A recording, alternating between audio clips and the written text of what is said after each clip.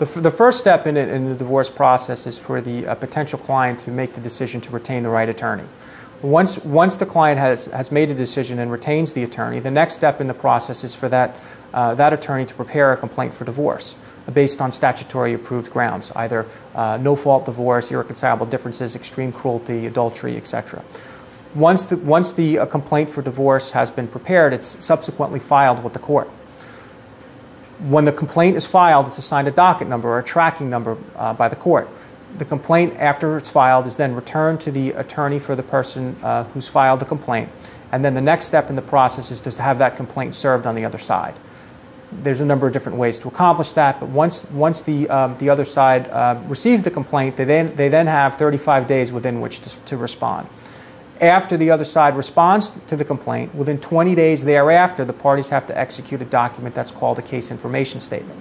The case information statement is in essence a de facto tax return for the divorce court. It provides the court with certain financial information relative to the marital lifestyle that was enjoyed during the course of the marriage.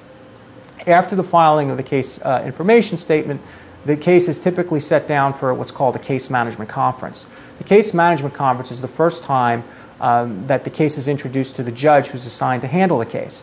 During the case management conference, the attorneys for the litigants prepare a scheduling order wherein they define certain responsibilities and time frames within which to accomplish certain goals, i.e. the appraisals of various assets, the home, the pension, etc. Subsequent to the case management conference, the parties are given opportunity to engage in what's called discovery, i.e. the exchange of information via written questions, interrogatories, depositions, whatever the case may be, business valuations if a business is involved.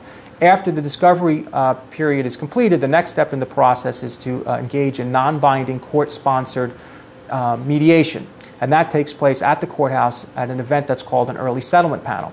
During the early settlement panel, both the litigants and their respective attorneys meet with an attorney who has no relationship with the respective litigants, and that attorney spends some time with the parties and makes a recommendation how the case should resolve itself.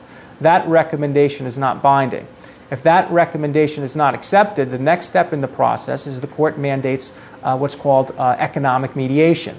It's another attempt outside of the courthouse at a subsequent date for the parties to get together with an impartial third party to attempt to resolve the case. If that economic mediation is unsuccessful, the next step in the process is that you're called back into court and the parties attend a pretrial conference. At the pretrial conference, the judge questions the attorneys and inquires as to whether or not there's any possibility of settling the case. If it's determined at that point in time that there is no possibility, the judge then begins to make the necessary arrangements for a trial. And the next step after the pretrial conference, if there is no settlement, is an actual trial.